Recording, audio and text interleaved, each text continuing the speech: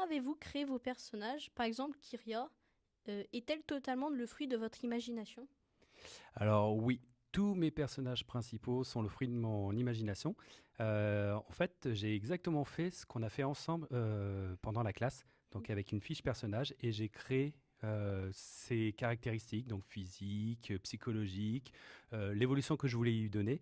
Donc tous mes personnages, en fait, possèdent sa propre fiche détaillée de A à Z. Ok.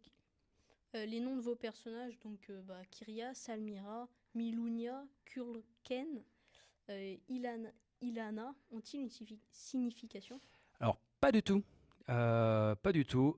Pour cette nouvelle-là, en tout cas, tous les prénoms sont issus de mon imagination, pardon, ou alors d'anciens jeux de rôle que j'ai pu faire, donc des noms de joueurs qui ont joué avec moi.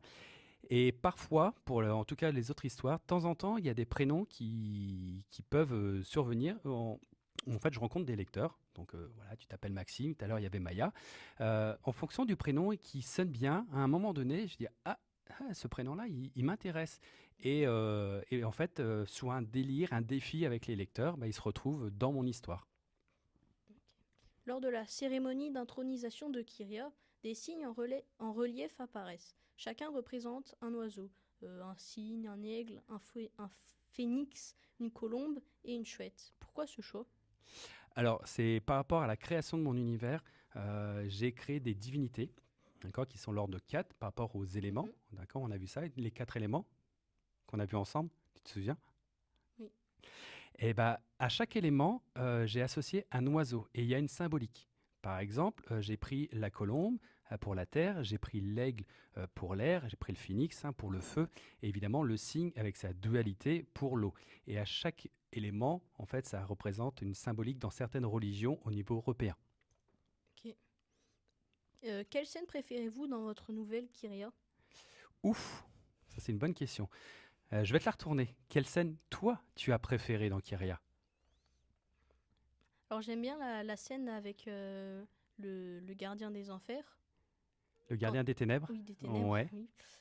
Quand Kyria doit le soigner parce que parfois ça arrive comme ça d'avoir un choix et c'est ce, ce que t'aimes pas qui doit être fait, il faut que tu le fasses. Et je sais pas, ça m'a touché. Ça t'a touché. Oui. Mais justement, cette scène-là a été créée pour ça, où en fait, parfois dans la vie, on est obligé de faire des choses qu'on n'adhère pas. Et surtout dans le médical, il y a le serment de Socrate qui dit qu'on doit soigner n'importe qui. Tout le monde a le droit aux soins. Et bien là, en fait, c'est le cas. Même si le gardien des ténèbres est blessé, il a le droit à être soigné. Sans nous révéler la fin, pouvez-nous nous dire comment vont évoluer Kyria et sa fille Iriane? Alors oui, là, je peux pas vous révéler la fin, effectivement, parce que ça va débouler après dans le tome 1, toute Mhm. cette partie-là. En tout cas, comme tu as pu deviner, je pense sur la fin, il va se passer beaucoup de choses avec sa fille, Ariane. D'ailleurs, c'est les cycles d'Ariane. Et résultat, il va y avoir plein de choses. Donc moi, à mon niveau, je ne peux pas trop en parler. Mais toi, en tant que lecteur, par rapport à ça, comment toi, tu pourrais l'imaginer, cette histoire avec Kyria et Ariane?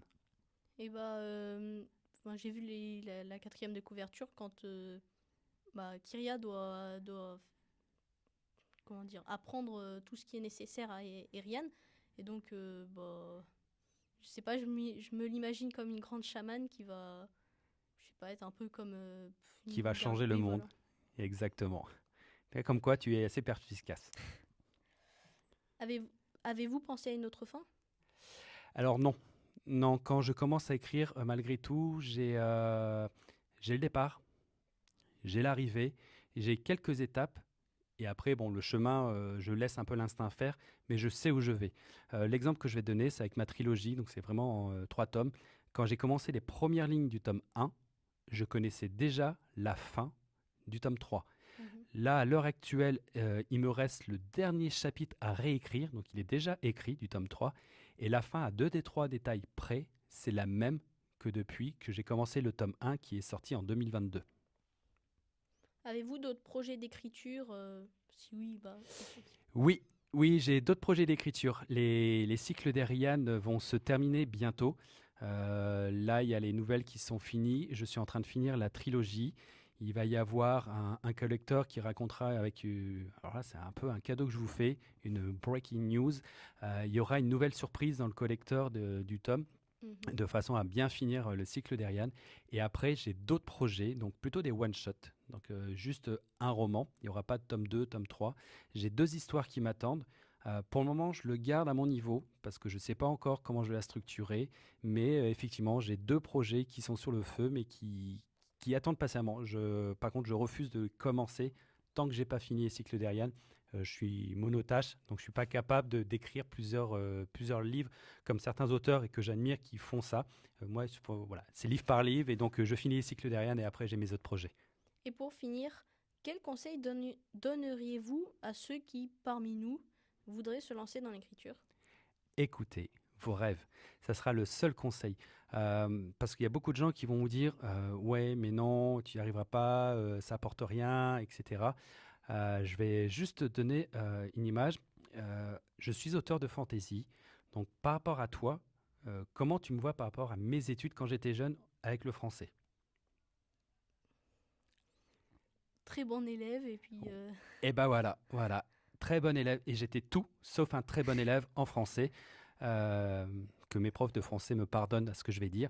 J'étais un très très très mauvais élève et le français, et je ne comprenais pas et ça me fatiguait. Donc j'avais jamais la moyenne pour être franc. Mais avec le temps, j'ai appris, avec le temps, j'ai grandi et avec le temps, j'ai changé mon fusil d'épaule. Et le français, c'est très important, mais j'ai continué de croire en ce que je voulais faire et offrir. Euh, on m'a souvent dit, tu n'y arriveras jamais, tu n'y arriveras jamais.